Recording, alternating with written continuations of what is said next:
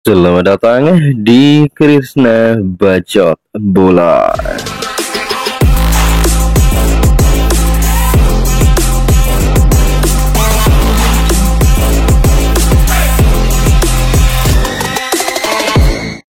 Kekalahan di laga pembuka melawan tuan rumah Arab Saudi dengan skor 3-2 seakan-akan mempersempit peluang tim nasional Indonesia untuk lolos langsung ke putaran final Piala Dunia 2026 melalui putaran keempat.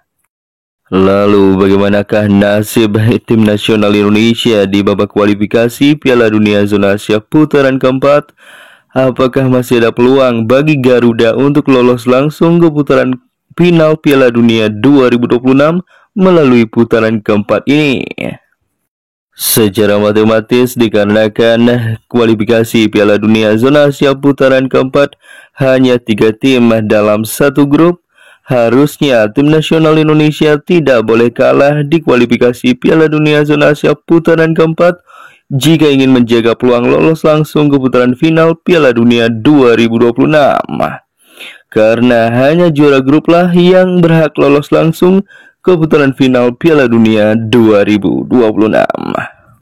Namun, melihat kenyataan yang terjadi di laga perdana, memaksa tim nasional Indonesia harus bermain mati-matian melawan Irak di laga terakhir, yang sekaligus menjadi pertandingan hidup mati bagi tim nasional Indonesia jika ingin bertahan di babak kualifikasi pra Piala Dunia 2026 zona Asia.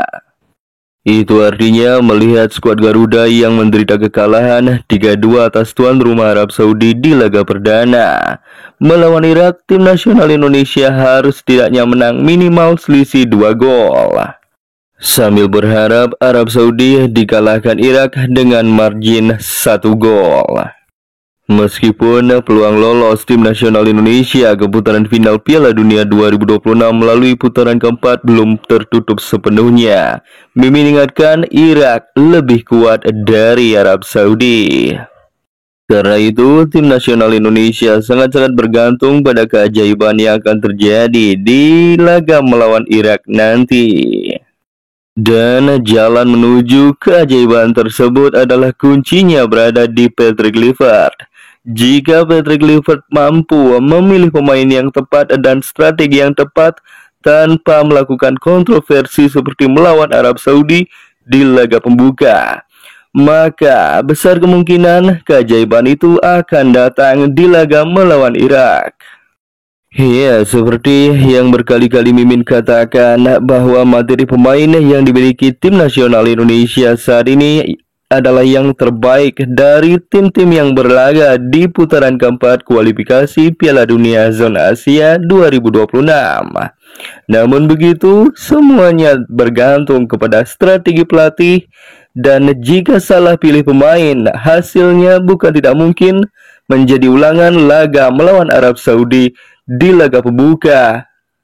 Seandainya Mimin diberikan kesempatan sekali saja untuk menggantikan peran Patrick Kluivert di pinggir lapangan pada laga melawan Irak nanti, Mimin akan memilih trio Justin Hamner, Jaitses, dan juga Rizky Ridho sebagai 3 back yang Mimin turunkan dari menit awal.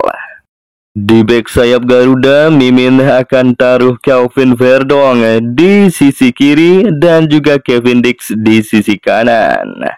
Di lini tengah ada double pivot yang menurut Mimin sudah nyetel dari pertama kali duet, yaitu Tom Hyatt dan juga Joy Pelupesi. Kemudian untuk 3 di depan di lini serang tim nasional Indonesia, Mimin menaruh Oli Romani di sayap kiri dan juga Emiliano Jonathan di sayap kanan, sambil berharap dengan ketajaman Mauro Zylstra sebagai striker tim nasional Indonesia. Dan di sektor penjaga gawang tidak perlu ditanyakan lagi, Mimin akan taruh Martin Paes untuk menjaga gawang tim nasional Indonesia. Hal itu sudah terbukti di laga perdana bagi tim nasional Indonesia berhadapan dengan Arab Saudi. Martin Paes tetap menampilkan performa yang terbaik sehingga tim nasional Indonesia terhindar dari kebobolan banyak gol. Formasi tersebut Mimin percaya adalah formasi terkuat yang dimiliki oleh tim nasional Indonesia. No debat. Dan meskipun nanti gagal menjadi juara grup untuk lolos langsung ke putaran final Piala Dunia 2026, Indonesia masih bisa membuka peluang untuk menjadi runner-up untuk lolos ke putaran kelima dan berhadapan dengan runner-up grup A untuk memperebutkan satu tiket playoff antar benua. Menurut kalian bagaimana football lovers? Apakah di laga terakhir yang sangat menentukan ini melawan Irak, Patrick Kluivert akan bisa memilih skuad yang terbaik bagi tim nasional Indonesia di starting line up? Tuliskan pendapat kalian di kolom komentar. Jangan lupa like, share, subscribe, dan nyalakan tombol loncengnya agar bisa mendapatkan notifikasi terbaru dari channel ini.